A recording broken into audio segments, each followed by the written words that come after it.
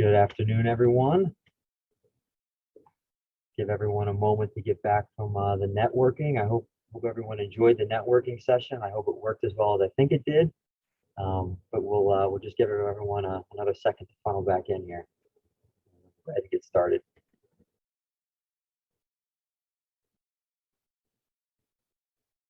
Okay, yeah, it looks like most people have funneled back in. So we're going to go ahead and just get started right away here. We've got a full agenda, but first I want to thank everyone for joining Catch the Wave Sustainable Remediation. This is being hosted by the Sustainable Remediation Forum and sponsored by Langen.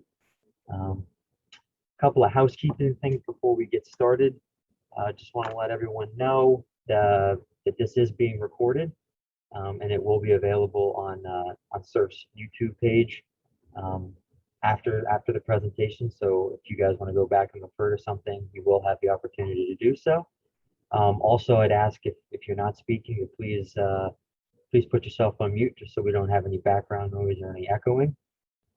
And then also, we are going to allow some time for questions, time permitting, at the end of each of the presentations as well. We've allotted some time at the end of the overall presentation for any questions that you may have. So, please jot those down. Feel free to throw them in the chat, and we will get to them when time permits.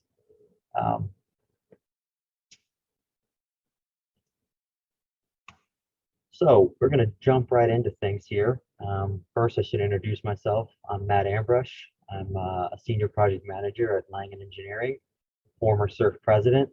And I am here today to discuss a little bit about who SURF is, what SURF does, and really a little general information about sustainable remediation. Idea being, give you guys a little bit of a framework or a background to work with as we move through the presentation here today. So I'm going to open up a poll here for you folks. Start things off, make sure you're not sleeping yet.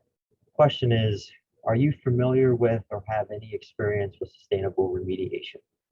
Simple yes or no. So I'll give you folks a second to take a look and respond to that.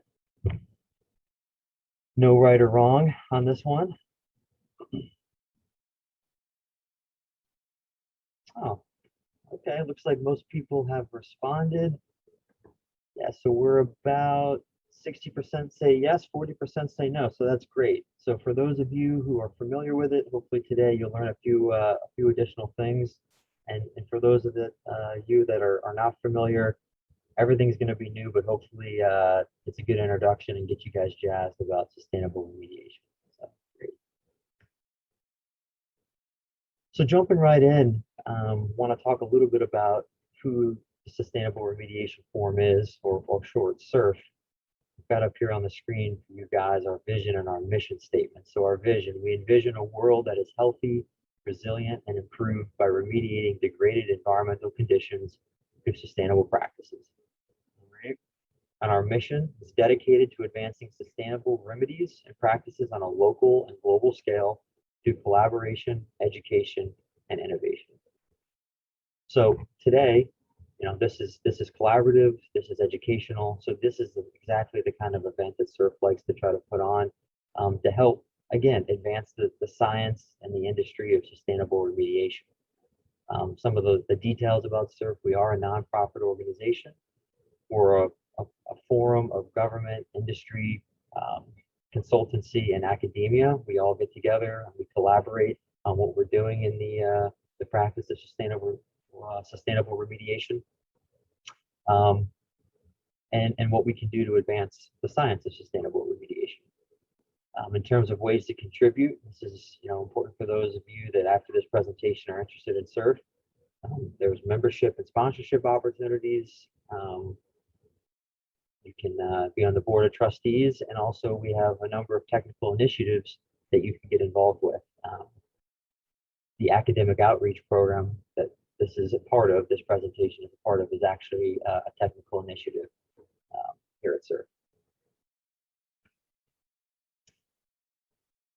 So not to bore you with the details, but just want to give you guys a sense of how SURF is organized. So we do have a board of trustees. We have officers, which we have president, vice president, secretary, and treasurer. Um, most of which I think you may have had the opportunity to network with earlier today. So I hope you guys took the opportunity to do so. And then our at-large Board of Trustee members, Emerald, Rob, Chris, Kristen, and Roy. Again, I think many of those folks were in the networking session, so hopefully you had a chance to speak with them. We have a couple of different groups within the Board of Trustees. We've got the communication group, technical initiatives, membership, and finance, and each of the Board of Trustees is a part of or organizes one of these or multiple of these different groups. Enough on that. So academic outreach, like I said, that's a technical initiative here at SURF, something that we're trying to push a little bit. Really, again, like I said, it speaks to our mission. It's collaborative, it's educational, and you guys are the future of sustainable remediation. So we want to get out in front of you folks, get your thoughts, and get you involved in sustainable remediation so that we can continue to advance the industry and the practice. You know, at this point in time, let us be a resource to you, whether it be as a member of SURF or even just as a student. If we can in any way, you know, provide any support, whether it be giving a webinar to a class group or to a class that you're part of, providing you some literature that you may need for literature search for a paper, technical tools that you may have a question about or that you may not be familiar with, and any questions just generally that you may have about the industry or about sustainable remediation. We would be happy to help you with that. Yeah, again, the objective of today is to introduce you to SURF, to sustainable remediation, and ultimately get you fired up about it. You know, get you interested in it, get you asking questions, and let you know that SURF is here as a resource for you as you guys, you know, continue through school and then enter into your careers.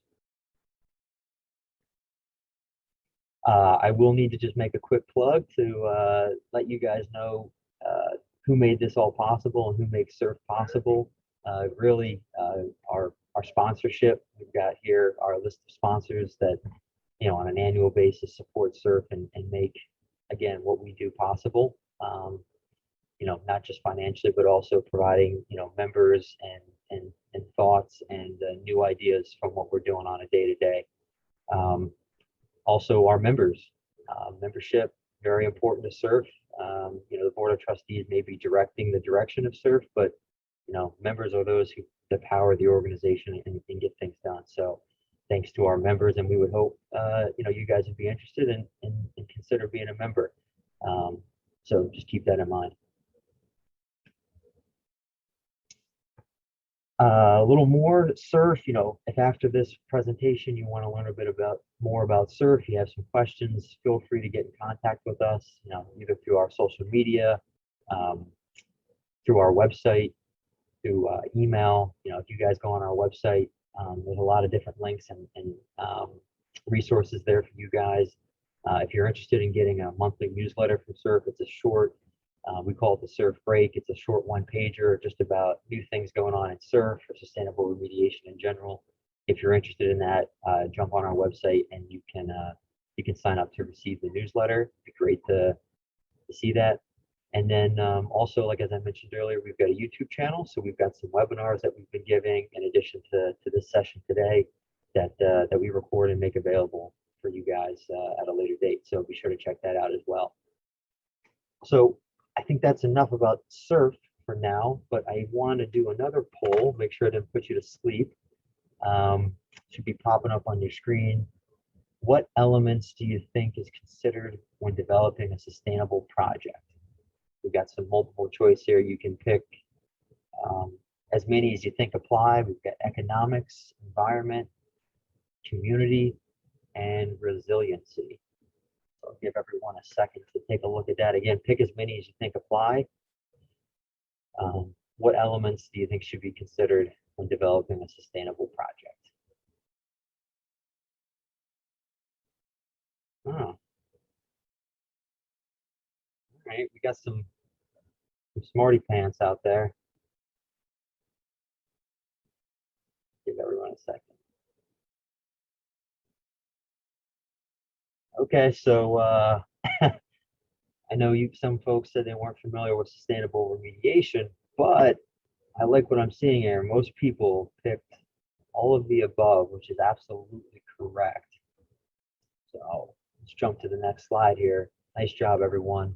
Sustainable remediation, absolutely. We're looking at originally the three pillars of sustainable remediation. We've got the social aspect, the environmental aspect, and the economic aspect. So, traditionally you would think inherently remediation is sustainable, right? We're treating the environment, we're making it a better place, we're giving it a reuse. But, we need to consider the activities that we go about to do the remediation. Are those sustainable in the sense of social and economic impacts, and even the environment? Traditional dig and haul, sure, we've treated and we've remediated one site, but we've moved that contamination to another site. So can we consider that remediation sustainable? So that's known as a triple bottom line. However, SURF has been involved in some recent work. ITRC has been doing some work, and we're really looking to see, I think resiliency is going to be that fourth pillar of sustainable remediation, something that SURF has been very involved in, and that we're pushing forward. So in addition to these three criteria here, making sure that your remediation is resilient with everything that's been going on with climate change, that's also very important. So considering all four of those things is very important when putting together a sustainable remediation. Okay, so that's enough from me. Next up is Dr. Reddy. Dr. Reddy is going to talk a little bit about today his involvement in the academic world in terms of sustainable remediation. Dr. Reddy has been a huge advocate for SURF. He's been a longtime member of SURF. We're very happy that he agreed to speak with us today, and he's been doing some really great things for SURF, both in the academic arena and elsewhere. So it's my pleasure to introduce Dr. Reddy. And Dr. Reddy, whenever you're ready, take it away and tell us a little bit about what you've been doing in the academic arena. We talk about site investigation, conceptual site model, risk assessment, and various containment and remediation technologies. And we talk about some field projects, how these projects are actually done in the field. And then recently I started introducing this concept of green, sustainable, and resilient remediation. And at the end of the course, we talk about what is emerging in terms of the technologies and in terms of the future challenges. So I use these textbooks, but I also give them a lot of the latest papers that have been published by SURF members and SURF organization and other researchers. Students at our university are also involved in remediation research, like many of you doing it. So when I joined, I started this geotechnical and geoenvironmental engineering lab. We do a lot of fundamental and applied research projects. These are generally funded by National Science Foundation, US EPA, and many from industry. So the research projects are done on various remediation technologies. For example, in my lab, we worked on this electrokinetics, air sponging, soil washing, in situ flushing, chemical oxidation, chemical reduction using nano-iron particles, stabilization, solidification, cut-off walls, phytoremediation, bioremediation. And then we also worked on a combination of these technologies called integrated technologies. So why do we work on so many different technologies? Because there is no, magic bullet that it can be used for any site that you have. So you have to really match contaminated conditions to the remediation technology. So there are so many different types of site conditions. So we need different remediation technologies. So the students have done master's thesis and PhD thesis on these different topics. In addition to these, standard research projects, we have done students have done industry bench scale studies. These are generally confidential projects and they cannot become a master's thesis or we cannot publish it, but the students love working on these projects because, this is the real world. They're going to use the results of, these experiments to make the decisions and what to be done in the field. So students get excited because they are working on the real projects. The students publish journal papers, conference papers based on all the research that they have done. If you are interested in knowing about, how our students' work, including the publications. You can go onto this lab website and find the information on the projects and publications. So in earlier days when we were doing the remediation, I mean, in terms of lecturing classes or doing the research, we didn't consider about the green, sustainable, resilient remediation. So we started addressing this one in our classroom lectures and our remediation right after the SURF seminal papers published in Remediation Journal, around, I think in summer 2011 or something like that. So those were eye-opening papers, and the concept of sustainability, importance of that was recognized, and we started teaching these things in our classrooms. And then around the same time, ITRC, Green and Sustainable Remediation Team, was formed, and they had guidance documents. Again, we had resources to look into for teaching and get ideas on research. So I was also part of this ITRC GSR team member.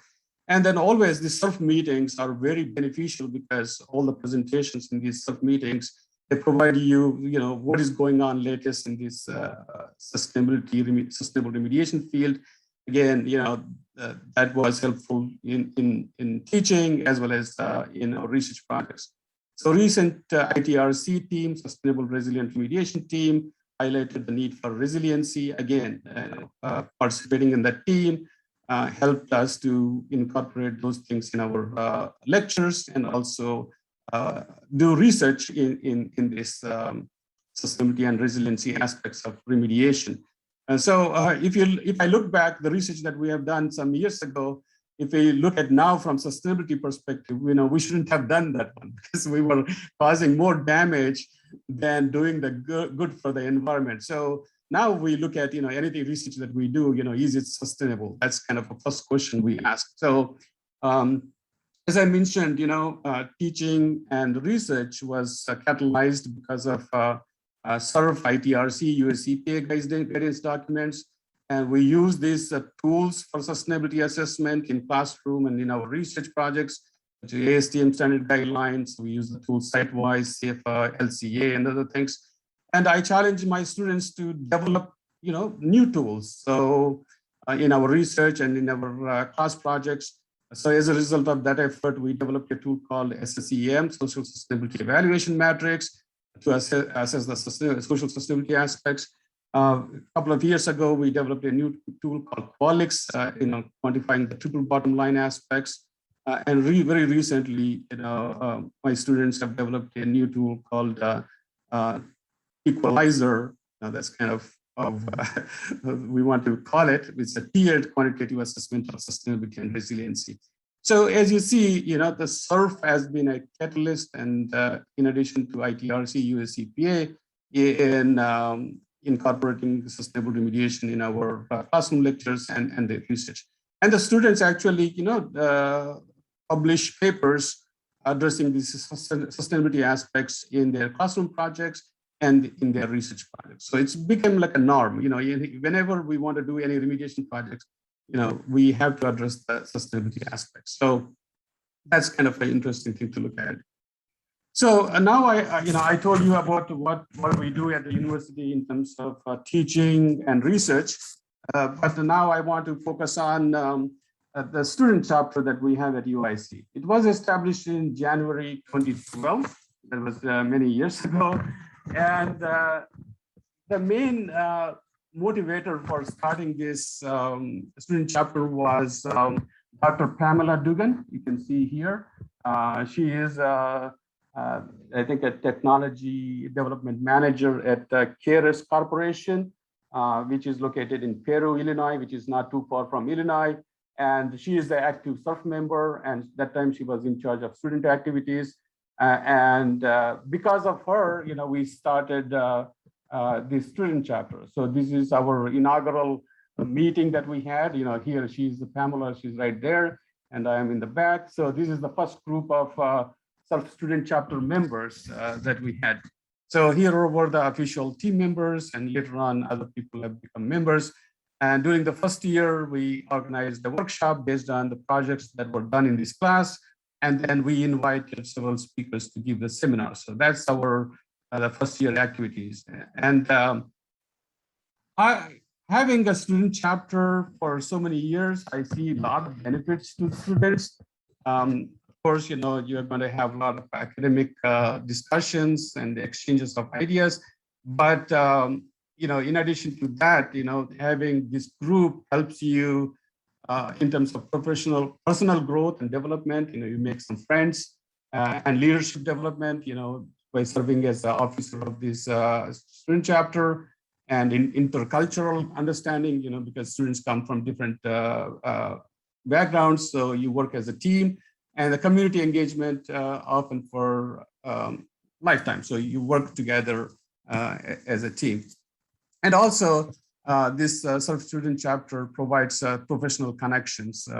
So not only while you are studying, while doing your work, but you know, later on in a professional career. So to have a student chapter at our university, we need to have at least 3 members.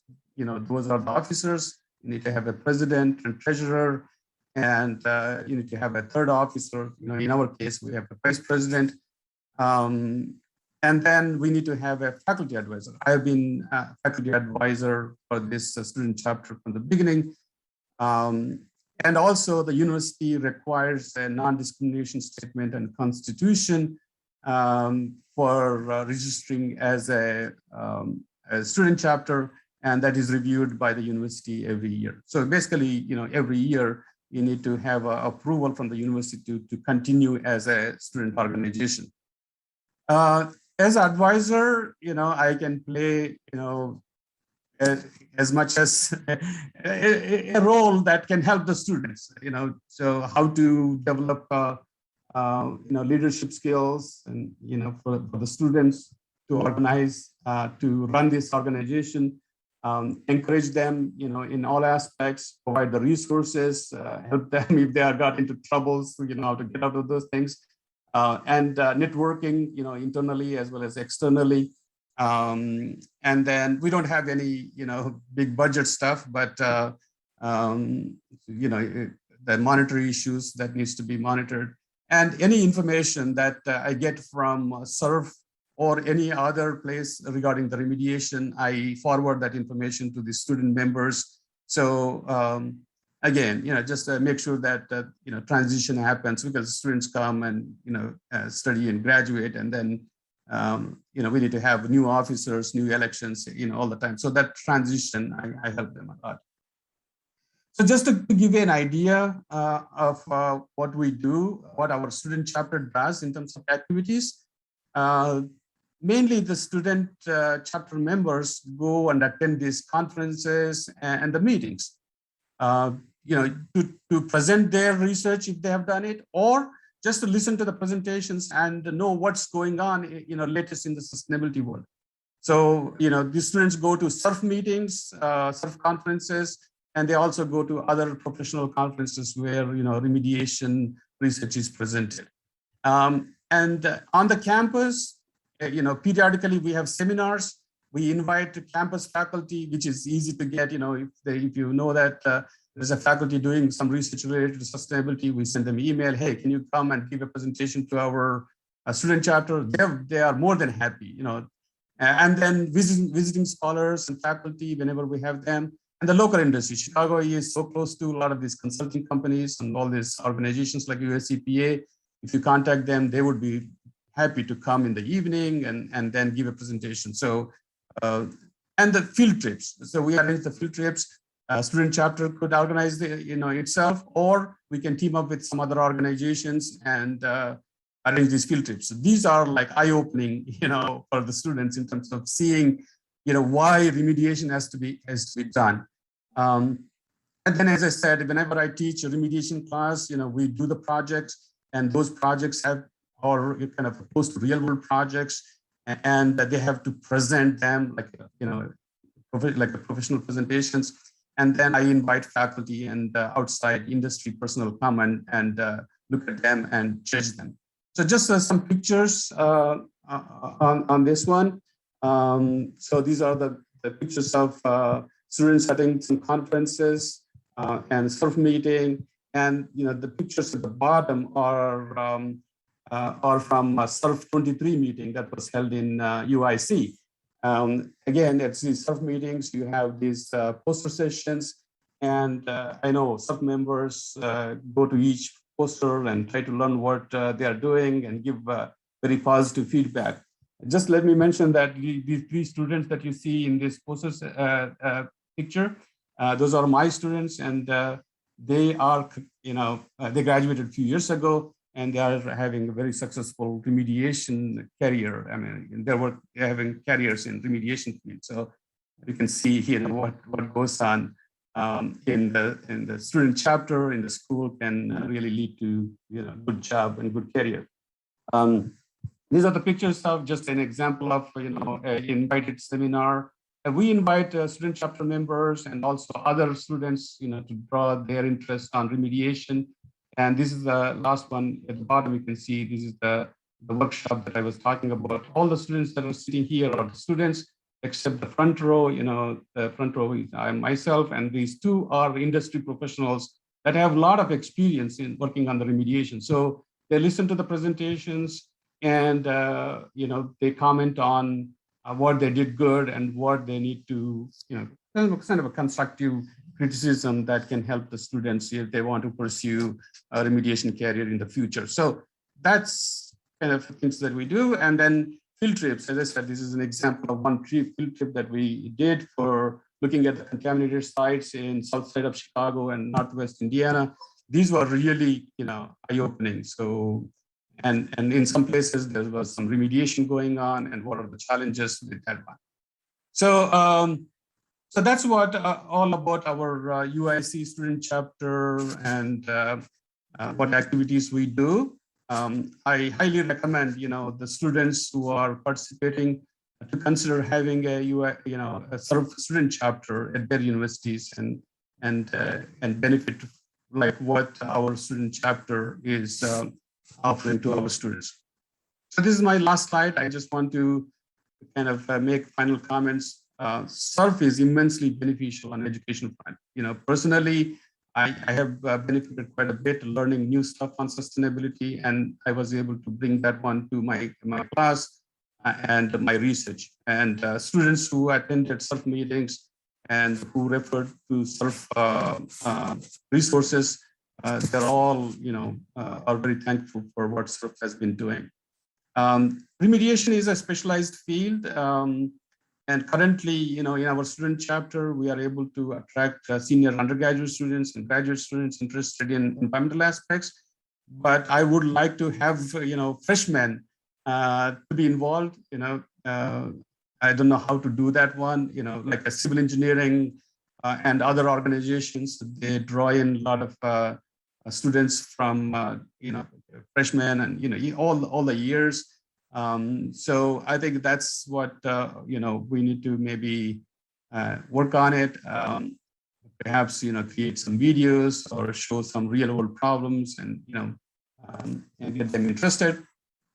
And to join our student chapter, we don't charge any fee, but to join the national, students have to pay $25, and that sometimes is a problem for students. I mean, $25 is not much, and they get a lot in return.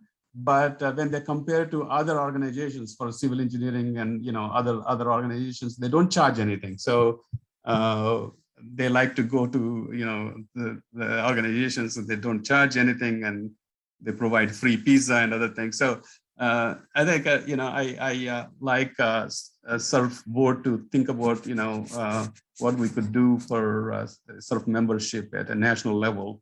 If it can be made free, that would be really great.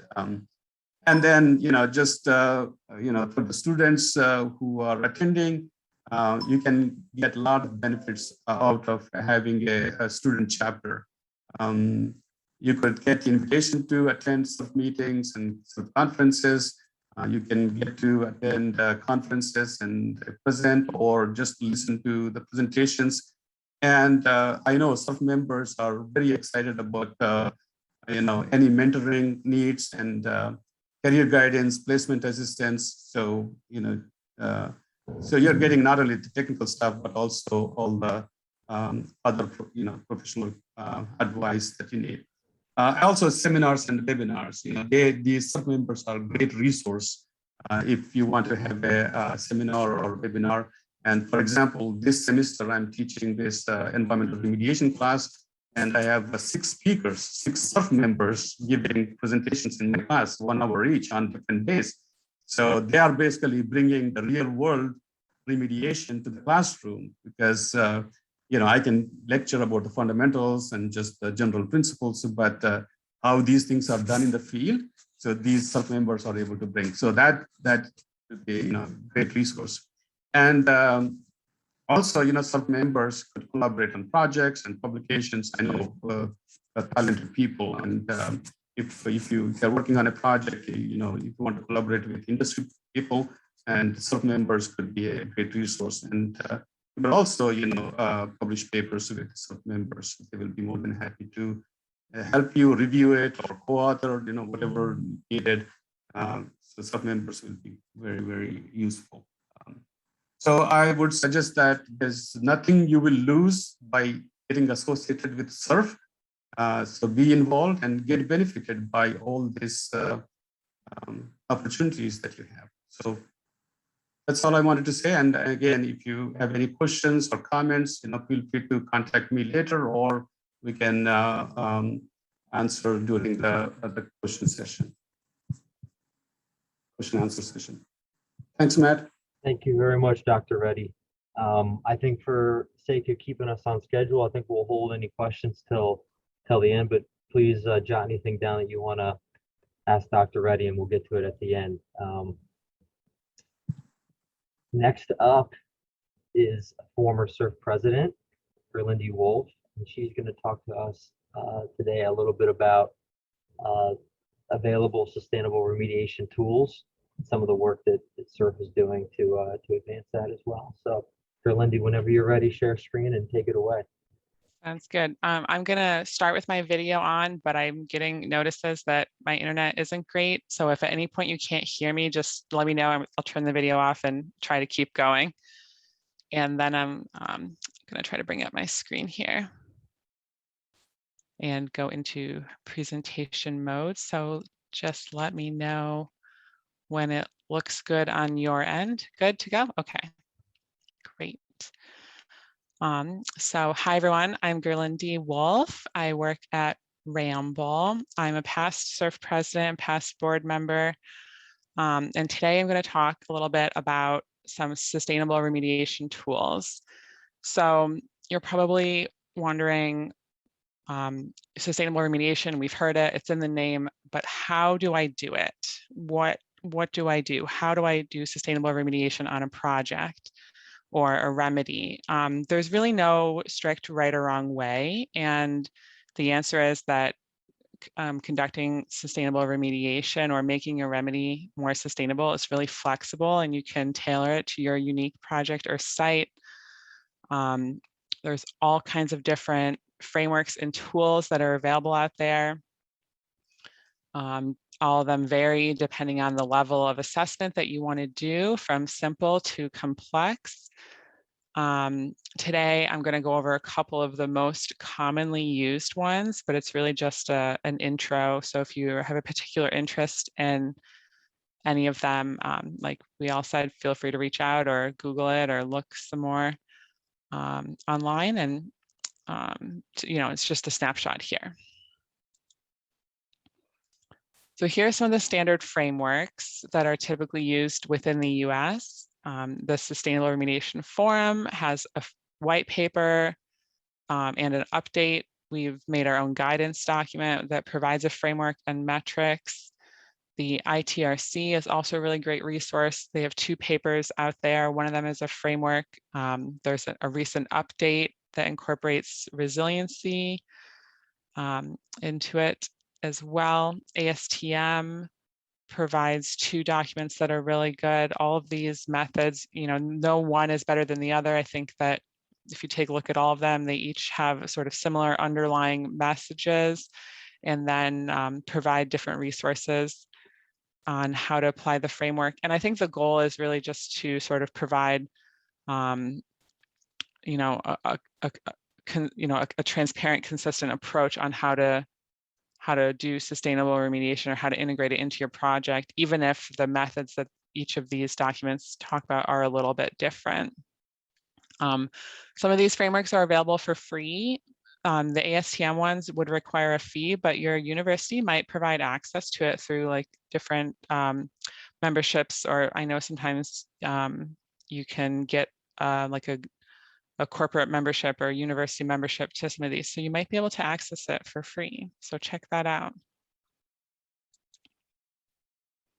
One of the simplest ways to apply sustainable remediation practices is through the use of best management practices. So what is a best management practice, or BMP?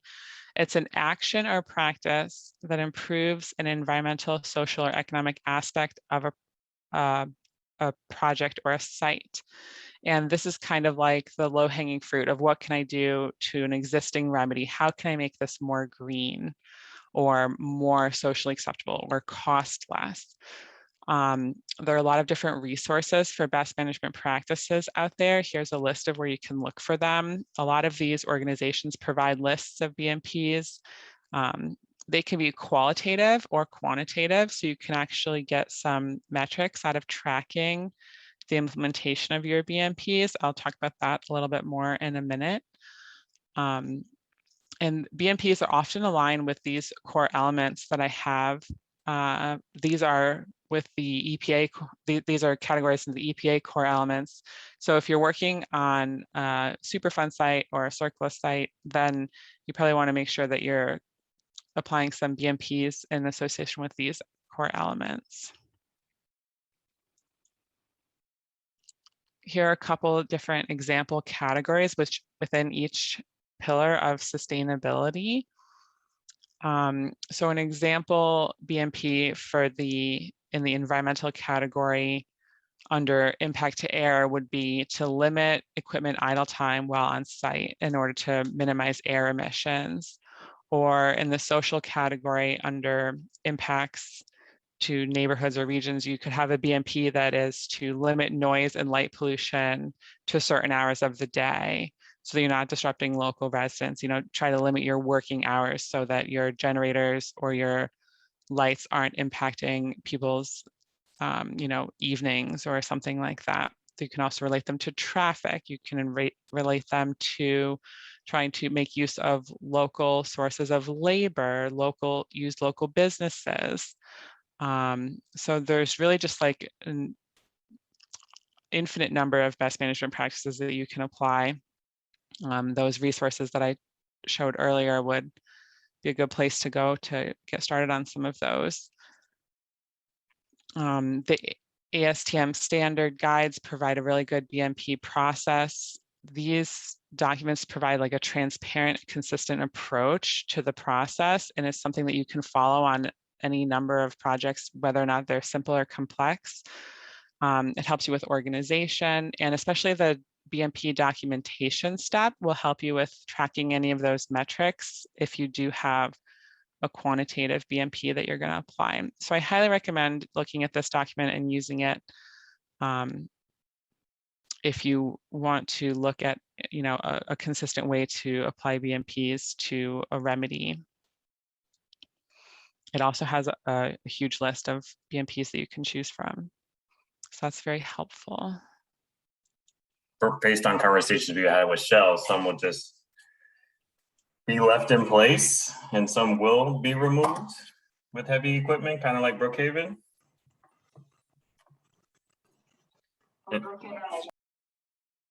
I think we just had someone accidentally come off mute there. Okay. So when people think of doing sustainable remediation, people often jump right to the thought of doing an environmental footprint. So, you know, what is going to be the environmental footprint of doing this remedy? How do I calculate this? There's a couple popular tools out there that allow you to do a quantitative analysis. The first one is called SiteWise. It is developed on a joint effort of the Army Corps, the Navy, and Battelle in the Army.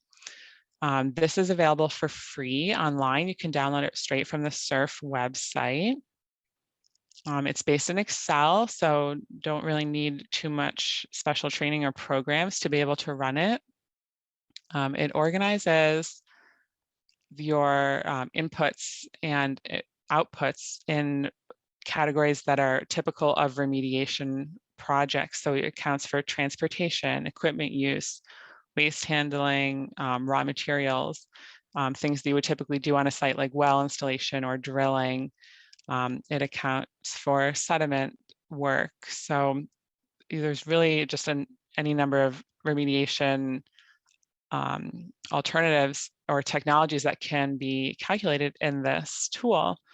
It does consider life cycle impacts. So if you're interested in sort of like a cradle to grave calculation for a raw material, it accounts for emissions due to manufacturing or acquisition or mining of a raw material. So that's kind of a cool thing about this. I think this tool is best used when you're comparing the environmental footprint of different remedial alternatives. It has a lot of the typical environmental metrics that people are interested in knowing.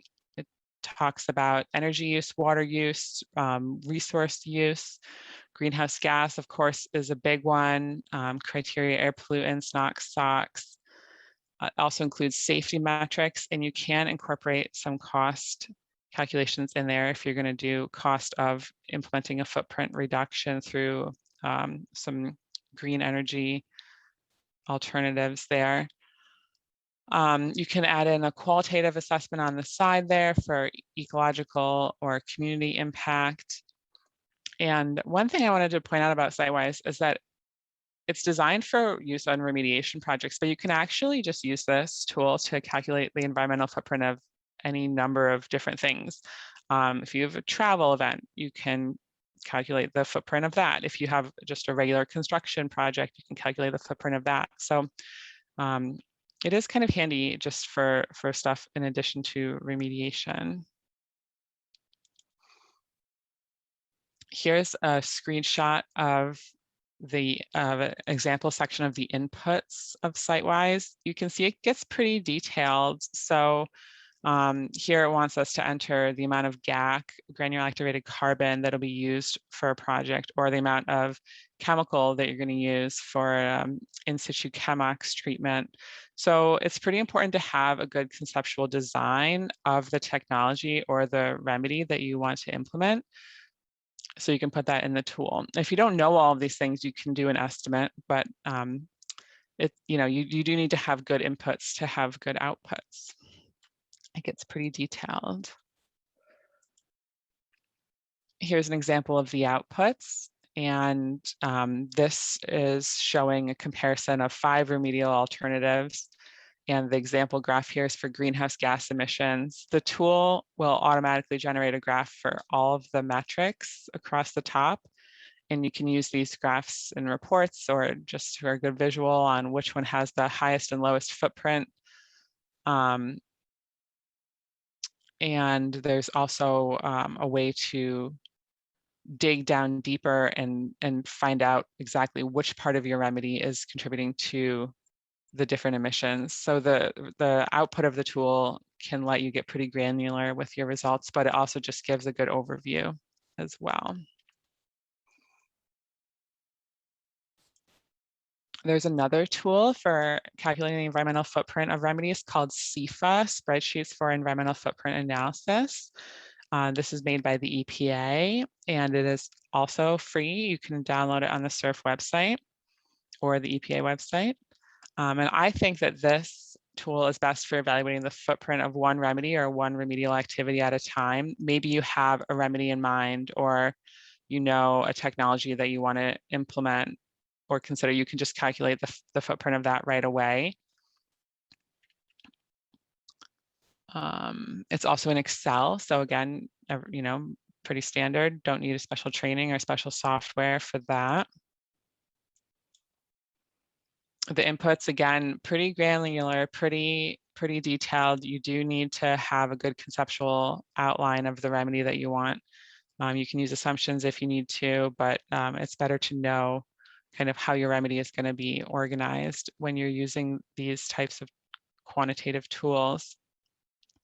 The outputs are categorized into 4 main buckets. Again, pretty common metrics that people want to know for their sites: materials and waste, water, energy, and air. And you can also do a qualitative evaluation of land and ecosystems within the tool. So SURF has recently done a series of instructional videos on how to begin an assessment with Sitewise or SIFA. So you can go to the SURF YouTube page and check these videos out, and they're basically designed for people who have never used the tool before, and it's pretty much a step-by-step intro on how to get going. This effort evolved from an idea that we discussed at our fall membership meeting last year, and the team listed below kind of band together and found different people who were familiar with different parts of the tool. We made these videos, and now they're available for free as a resource, just to hope to get people more interested in using these tools and more comfortable with doing assessments with them. So what if you don't have time to do a full assessment, or if you don't have enough site knowledge, you don't know those inputs that I was talking about earlier for a remedy? That you can do a qualitative or a semi-quantitative assessment of different remedial alternatives or technologies. So you can still compare the sustainability of alternatives without getting into every one of those details with the quantitative tools. So there are some simpler tools available. Most of them are proprietary. Many consulting companies or other firms have developed these tools, and we call them semi-quantitative because they're based on a multi-criteria analysis, and you basically assign a weight to different indicators and then rank the alternatives or technologies in order of sustainability, and spits out some graphs or bar charts kind of similar to the examples that I have here. But there is also a new thing that is publicly available from SURF UK, and I actually just found out about this and haven't gotten a chance to use it yet, but it provides a qualitative assessment option, again, based on sustainable remediation indicators. Later when the slides are available, you can click that link and follow it. And that's pretty cool, because there wasn't too many sort of simpler tools available before, and I'm excited to see that they're becoming out there. So that's the end of the talk about the tools. I know that was a pretty quick overview. There's a lot of other tools out there that I didn't get to mention, but I could post my contact information in the chat because I noticed I didn't put it on my intro slide, and feel free to reach out if you want to talk any more about different tools or have any questions on them.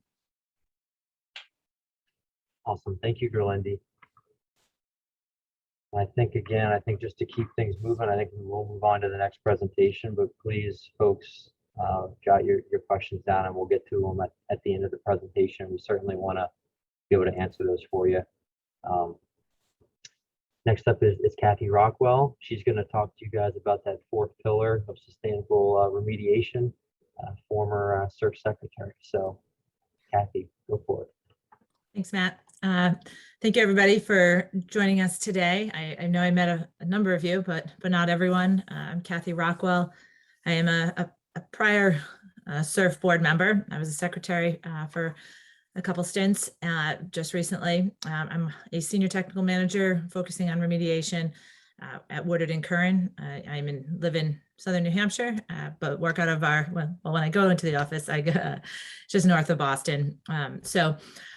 Tying in this kind of 4th pillar that Matt has mentioned, and really just over the past few years, we've trying to infuse this resilience piece. And so we're calling this Sustainable Resilient Remediation, or SRR. And a number of us on the SURF team participated recently on the ITRC guidance document for Sustainable Resilient Remediation. A lot of the folks that are talking today, and also a great resource, which I'll touch on at the end. But just kind of tying it into the sustainability side, I had somebody mention this before, and it's really stuck with me. Sustainability is our, the human, the world, our impact on the environment, whereas the resilience is more, you think about the environment, its impact on us. So these two, we need to work in tandem and work to optimize these. So why does resilience to climate change, extreme weather events, why does that matter? It's, we've seen it a lot lately in the news. There's a number of different storm events. They've come through and they've released, they've impacted areas that have hazardous waste sites and have the potential to spread and impact local areas. There's a couple articles here and mentions of some sites. But even just stemming back, I mean, where are we in general? As if I'm just looking at the United States, these extreme weather events are impacting our communities as well as our remediation efforts more and more frequently. And so this is a NOAA. They have a website on different, they call it climate disasters. This particular one is the screenshot from 2020. And you can see there's a number of different storm events, whether they were hurricanes or tornadoes or extreme storms, drought, wildfires, all of that collectively, impacts not only our general infrastructure, but if you have a site in that area. So you've got a treatment system that's operating, you've got an excavation that's going on, and all of a sudden you've got this flooding, you've got to manage all this extra water, and it's intensifying. And so this plot here, well, I think Stacy, our current SURF secretary, pulled this together at one point for our team, but looking at the kind of number, this is just the number of billion-dollar events that have happened. And it's not, the cost here is not specific to remediation, it's to the overall community.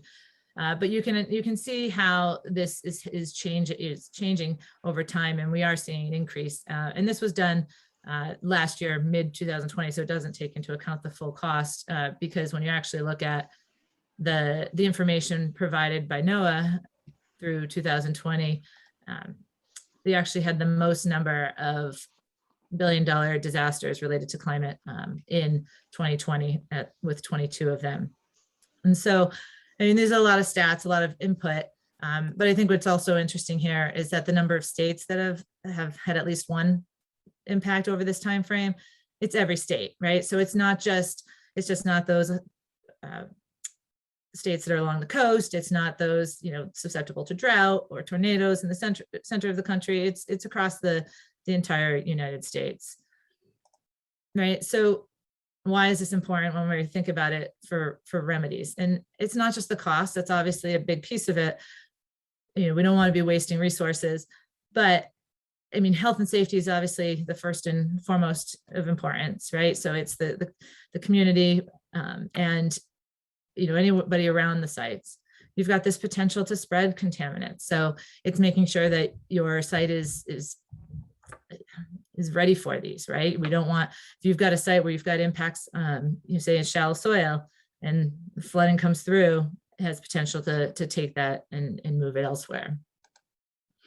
If you've got an active remedy going, a lot of these sites, we might have sub-slab depressurization systems or pump and treat systems, and that potential has the potential to shut down these active remedies, losing power, et cetera.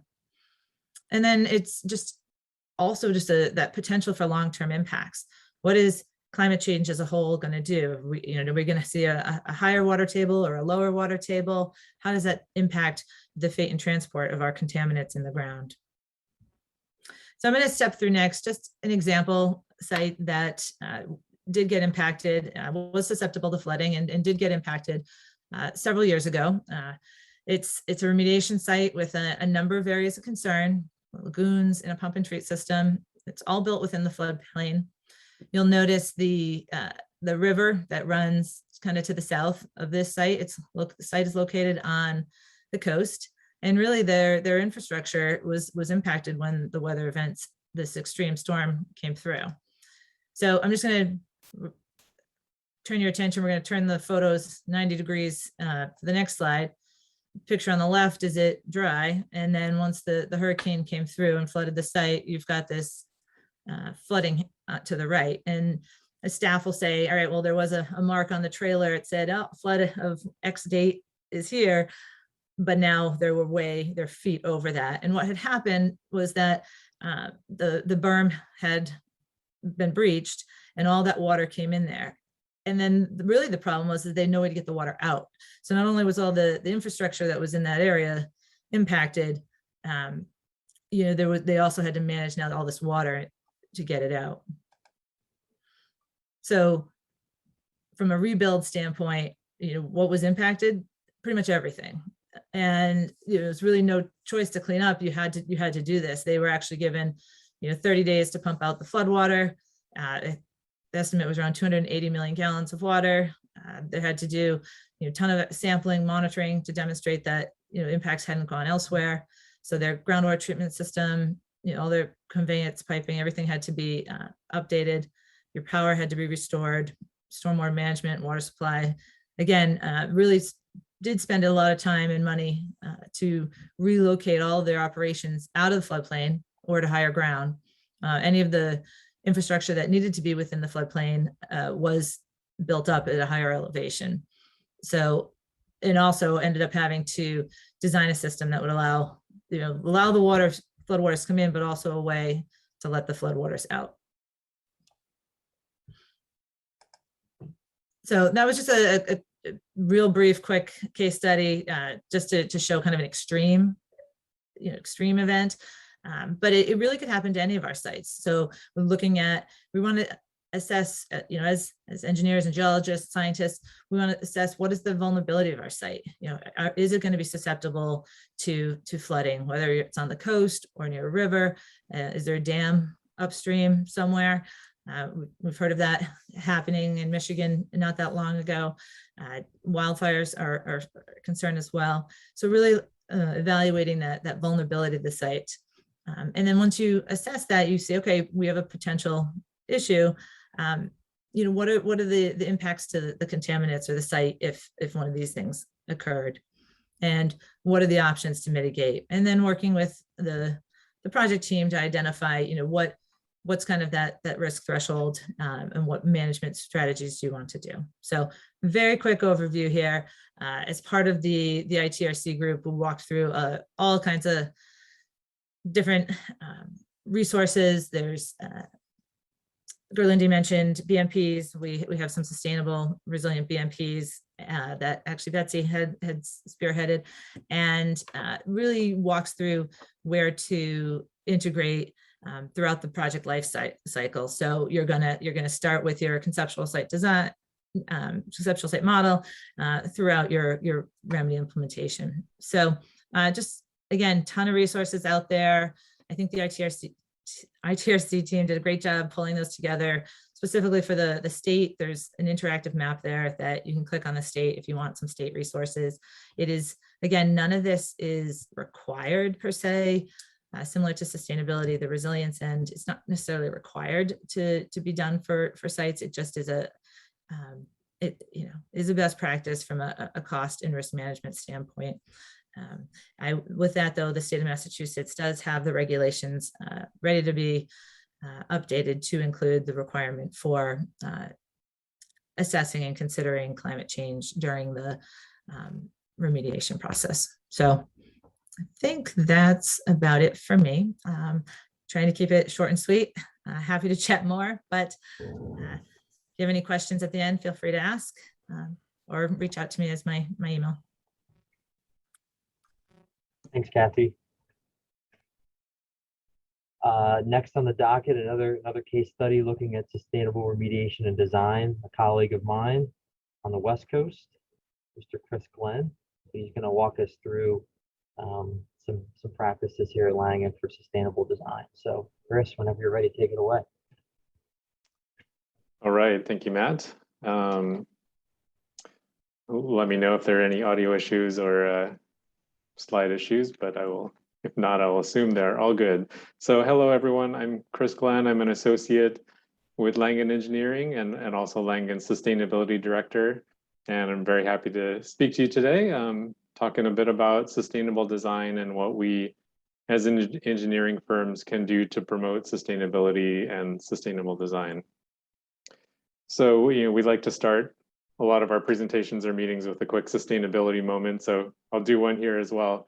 I imagine this is true for students as well as professionals, but Zoom fatigue, over the last year and a half is a real thing as we've transitioned to doing a lot of these meetings and webinars online.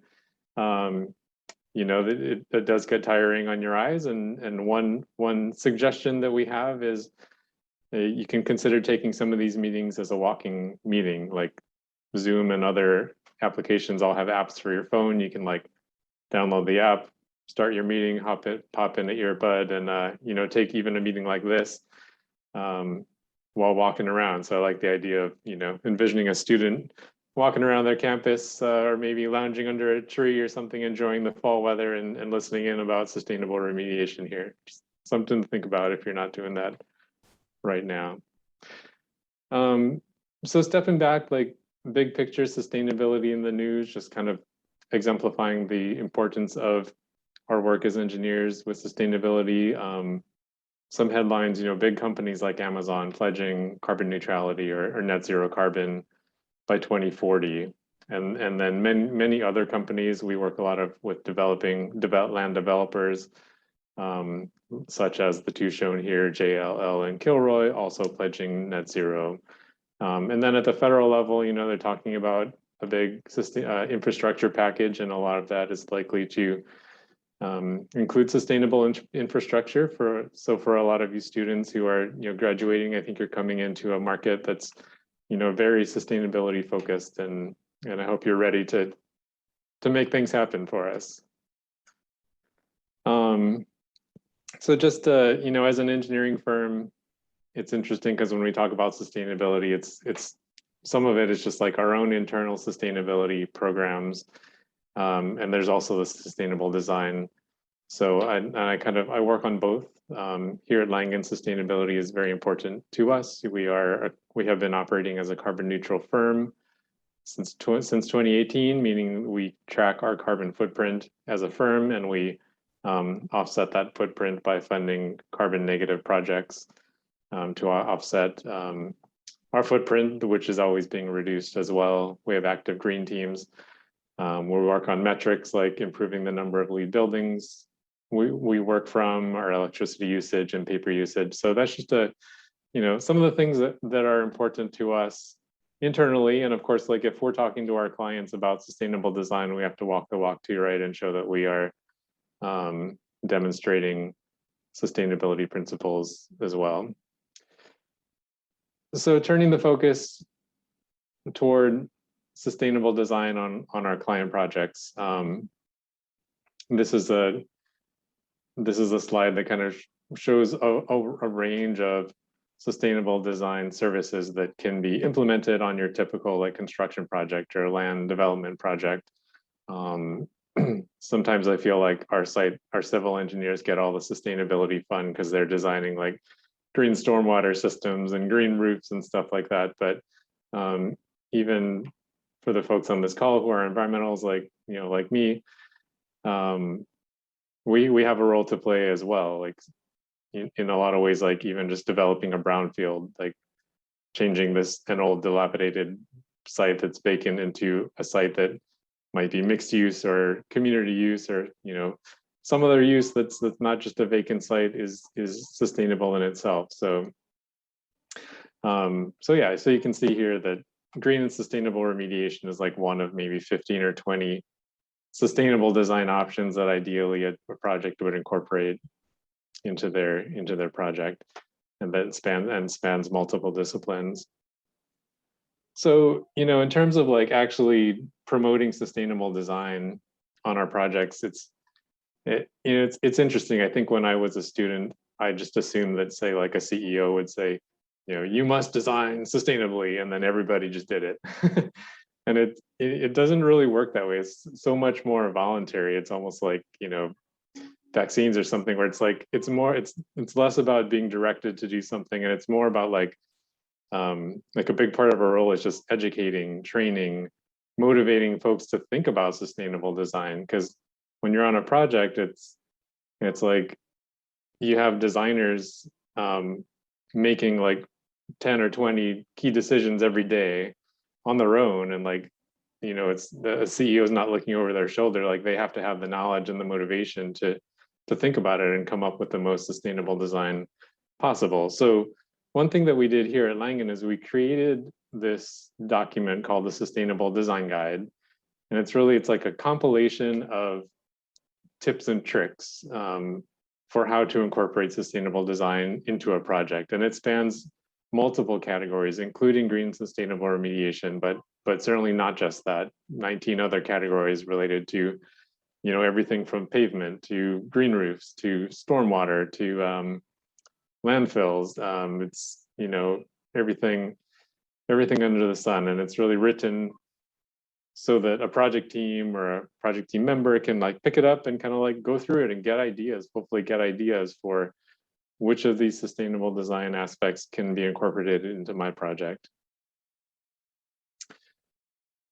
So this is, don't bother trying to read the fine print on this. This is just to show you an example page from our Sustainable Design Guide. This happens to be the Green and Sustainable Remediation Guide, but you can see on the left side, we typically have a list of tips and tricks for how to incorporate green and sustainable remediation into your project. And then we typically will have a couple of projects that kind of exemplify how those have been implemented, that can kind of, drive home a point in terms of like a real world example. So, and these are pretty basic, I want to say. These are not complicated tips. Like, we've written this so that anyone at our company, any level, in fact, any discipline, it might be a geotechnical engineer who has no idea what green and sustainable remediation is, can pick this up and get like some very basic tips for how to pursue it. So on the green and sustainable remediation page, we talk about considering the impact of your remediation process in terms of like measuring its carbon footprint or other sustainability aspects, whether that is, say, water use, waste, or even like community impact, something like that.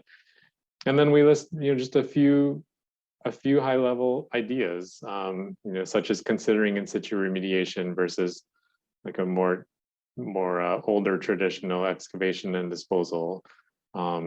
When you get into, when you're doing, say, sampling prior to remediation or after remediation, there are sampling techniques, like maybe more passive techniques that might use fewer materials in the sampling process. And then when you get into remediation design, you're thinking about green materials for piping and other remediation equipment, including locally sourced materials as well for that kind of construction.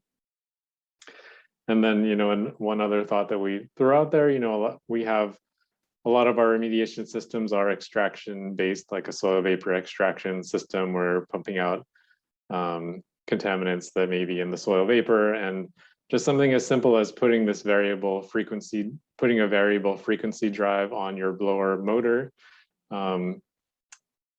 is sustainable, because typically you need like a high flow rate at the very beginning because you're getting so much mass removed from the subsurface, and then over time, as the remediation system does its thing, you actually want to reduce that flow. So this drive allows you to kind of throttle back the flow rate, so that you're not just going 100% like throughout the entire year plus of operation of the system. So that's just a couple of suggestions that we put into our sustainable design guide. Here's an example. This is on the page that I showed you before. This is a project that I worked on a few years ago as well. We had a client, Texas Instruments, who already had a big pump and treat system, like miles long. It invested a lot of money over time. We would have probably preferred, in modern day, to point them toward an in situ approach, but This was built decades ago, but what we did get to be involved in is they needed a new treatment system to treat that water that they were pumping out. And we were able to design it such that after treatment of that water, the water was directed into their facility to be reused in the laboratory facilities in their structure. So these millions of gallons that otherwise would have just been dumped into a storm drain were going into their building, being used in the building, and preventing them from needing to use potable water from the water supply. So yeah, just a quick overview on sustainable design and how things work here in the engineering field. Happy to take any questions later if there's time. Great. Thank you, Chris. Thanks so much. So before we move on to the next presentation, I want to drop another poll out to the group here. So we've heard about tools that are available. We've seen a couple of case studies. So the next poll here is in regards to opportunities that you folks may have to incorporate sustainability into a project that you may be working on it. You may have been assigned. So want to get a sense for if you guys see an opportunity to incorporate some of this.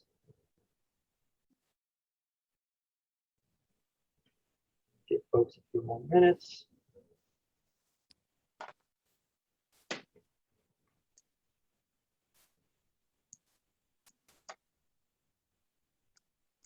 Matt, my screen up, good to go while we're doing the poll. Screen's up. Yeah, you're good to go, Jason. All right, cool. So yeah, you can see here, I'm glad to see so almost a little over 75% think yes and no no's. So that's, if anything, that's a success for today. So I'm glad to hear that. And again, as we've said a couple of times, SURF can certainly be a resource for you guys as you guys go to incorporate that into your project. So keep that in mind. So our next presenter is the current SURF treasurer, Jason Mcnew. I'll let him do his introduction, but just to set the stage for his presentation. You guys are students now, but eventually, graduate and move on to a career. And we're going to talk a little bit about now that you've landed somewhere, how do you incorporate sustainability into your respective organization? So, Jason, whenever you're ready. All right, yeah, thanks, Matt. I'll keep it brief just because of time. I'm a senior engineer with EA Engineering. I've been with SURF, I think, for about 10 years now going on. So one of the things that we've talked about a couple webinars is just that, how do you start employing sustainability either individually or at a company that you're at? It kind of breaks down into 3 tiers of your career. First you graduate, you get a job, you're happy to have a job, trying to figure out what the heck you're going to do with this job, what your future hold.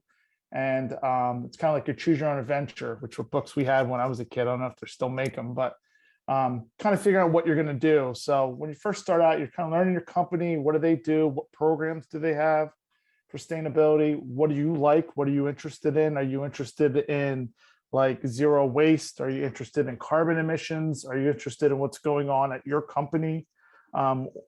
Respectively, are you interested in the project work? Where's your role going to fit in? So that's going to be maybe what you're going to kind of see over the first, months to years of your career. Start volunteering, networking, meeting the people at your company. Who are the folks that I can work with? Who are out there? Who are the people doing what I want to do? And then you start to, grow in your position. You get more involved in projects. Next thing you know, someone's asking you to come up with a new tool. I think someone talked about that. I think Dr. Reddy. Come up with how we're going to evaluate this. No one's ever done it at the company. So you do it once, you become the expert. That seems to be the way consulting goes. Next thing you know, you're starting to lead groups, leading initiatives, you're being a part of working groups. And then you start teaching the younger generation that are, 5, 6, 7, whatever years younger than you that are coming in and kind of helping them out. And eventually you get to the point where you're leading corporate programs. You're the go-to for your company. You're the go-to in organizations. You start holding positions in organizations, and then you're continuing to kind of mentor those folks that you're working with, because it's really knowledge transfer is huge with sustainability. It's getting people to understand and educate, because most folks may not be thinking about that. So that's kind of how I see, your role as you work through this. But what goes into a program at a company? I mean, it's a variety of things. The real idea is here, taking concepts and thoughts, writing them out on Post-it notes, and then finding ways to implement them. So maybe, are we going to use, who are we purchasing products? What vendors are we using? Are we using socially responsible vendors? Are we looking at our carbon footprint? Do we have tools that we know we can use? Have we developed them and applied them on projects? Have we looked at zero waste and carbon reductions? Have we looked at how are we going to report this out? Are we going to do annual reports and sustainability reports? Recognition. Do we want to set up internal corporate awards? Everybody wants a cookie when it comes to doing good work, right? So that's how we're going to motivate folks within a company to get involved and want to do something, is getting some recognition beyond just the feeling of doing a good thing and doing what's really right. So those are kind of the components, and it changes from program to program and company to company. I'm in a small business. We have about 500 people. So our resources may be more limited than a 10,000, 20,000, person company, but the core is still there and the ideas are still there. It's just, how do you implement those? I think the biggest thing is taking small steps, start small and dream big, right? So figure out, hey, can we just create a little, annual newsletter or semi-annual newsletter? Maybe it becomes a quarterly thing. Can we just figure a project that's really cool that we can hold a brown bag on? Maybe I'll work with an engineer who's doing this project and help them to do a little lunchtime webinar for the company. Start doing the challenges at the company, do a recycling challenge, do a sustainability challenge, do a whatever, and throw it across the company and see what response you get. The biggest thing is finding allies, folks that are like-minded, that are looking at the same type of thing, that you can form groups, interest groups become working groups come up with ideas, and ideas get implemented. So that's kind of the idea, is starting small and kind of building this thing. Do volunteer days, obviously encourage folks to join SURF, and if not SURF, ITRC or other organizations that are maybe doing the same kind of thing. If you get webinar emails, once you join SURF, we send out emails on webinars. Forward them to your company, forward them to people that you might think are interested, share that information. And then social media, that's a big thing. I think at SURF, we're going to look to really press over the next year, is getting more footprint and more exposure across our different social media platforms, LinkedIn, Twitter, our YouTube channel, etc. All stuff you guys can do, and you could probably do pretty quickly in your career as you start to kind of set yourself up.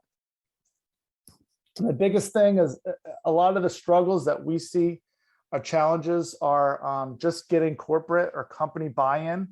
A lot of companies have folks that maybe don't know sustainability, or it's not really part of their everyday vernacular, or they're not being pushed to do it by outside influences. So how do you get your boss, your supervisor, and ultimately your company to buy in? A lot of it's perspective and delivery. If you go in and say, I want to do this, and I think this is great, we should do it, and that's it. It might not do as well as if you come with a lot of information, do your homework, say, this is a program. There's 7 other companies I know that are doing this program. This is the benefits from this program. Really sell it. Have the whole, used car salesman thought, where you're going to sell this great program, but then have the information to back it up. Again, it's about collaboration with folks, finding other people. If 5 people go into somebody and say they think this is a good idea, it might carry more weight than if 1 or 2 do.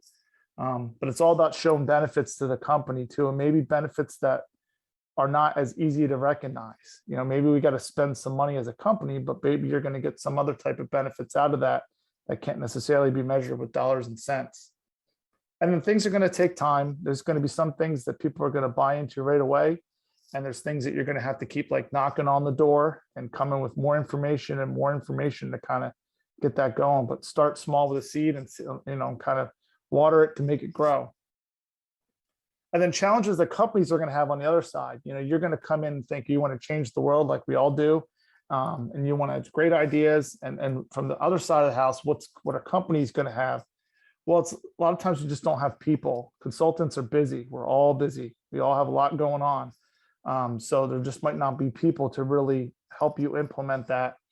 A lot of times if you come with an idea, then you've got to develop a policy and a program behind it, which takes time and effort.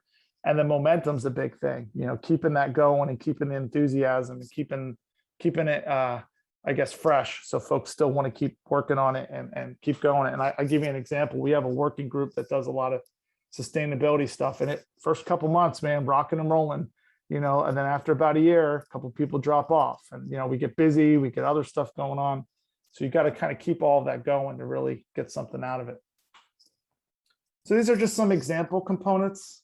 You can have an internal website. You could set up an internal website with resources, links, materials, case studies. I think corporate teams was mentioned before. Chris mentioned about having some like groups internally, which is great. Working groups. Maybe you have a working group focused on some of these different things. Like we have ones on those three that I'm showing: carbon footprint, sustainability tools, and zero waste. Maybe you have one on something else, remediation. So start those up, figure out what tools are out there. Lindy talked about tools. Chris, I mean, we have all talked about tools in some aspect that are out there. I mean, that's how you know, really do the work. So figure out what are out there and start seeing how you can apply those to projects you may have. Maybe one you have now, or maybe one you're going to have in the future, or something, you know, you can work with folks to find out what's out there. Get involved in industrial organizations. We're EA's a sponsor of SURF. I know a lot of the folks on here are sponsors of SURF, their companies. You know, ASTM, ITRC, we talked about, Green Building Council. There's local and state organizations that might be, you know, you might get involved in. SAME, American Military Engineers.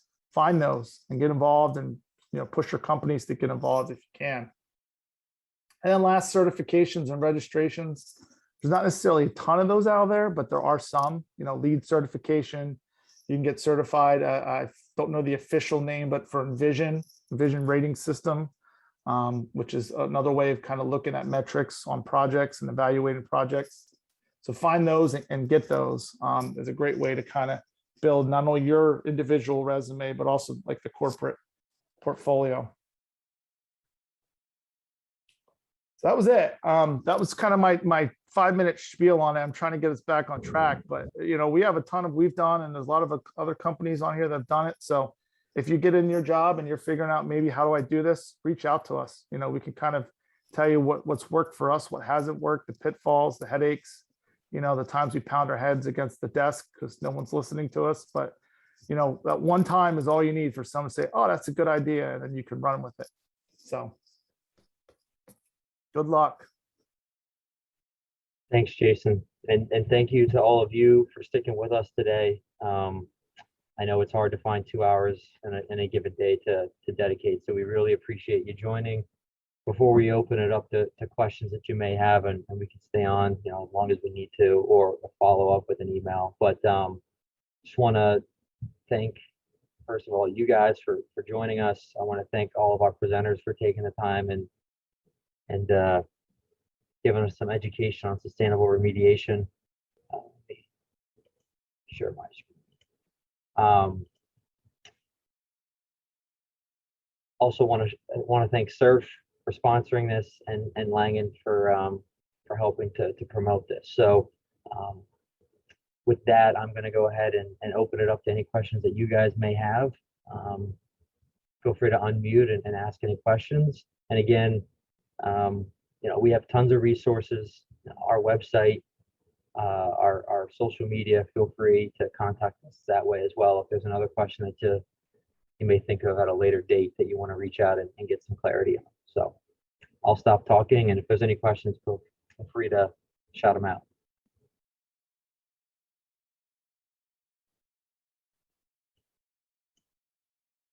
Hi, I had a question.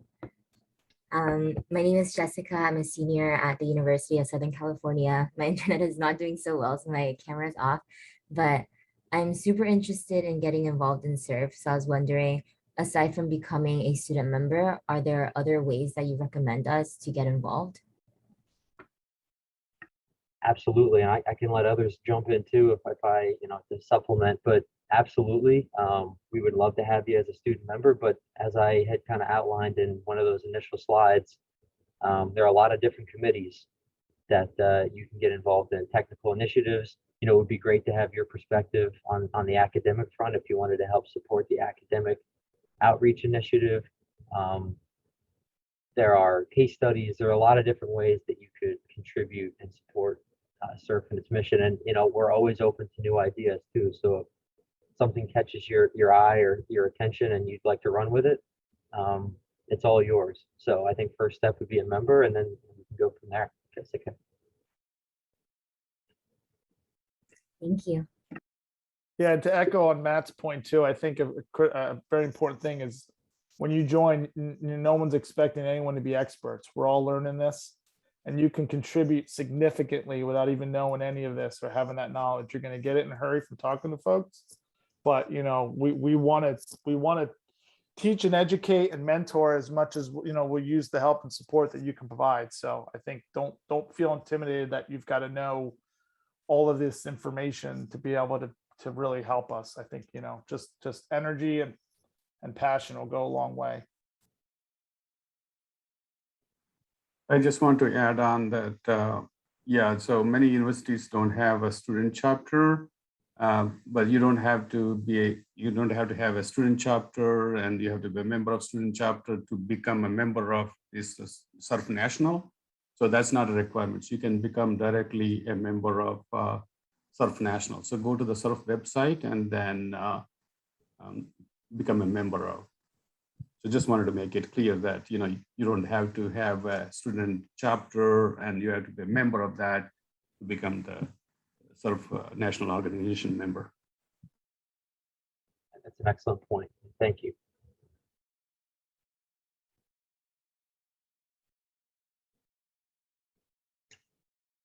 Any other questions? I know there was a lot, so I can understand you might need some time to digest. I'll repeat, we are going to post this presentation on our YouTube channel, and then we'll also work to get the slides on our website as well. So if you guys just want to access the slides and use it as a reference, that'll be made available as well for you guys.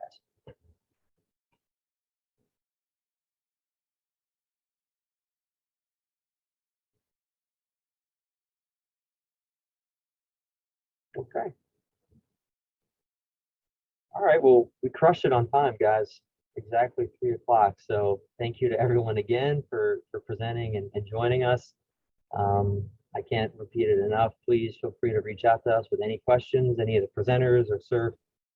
You can get general contact information on our website, and we'll point you in the right direction. So don't be strangers. And thank you again for joining.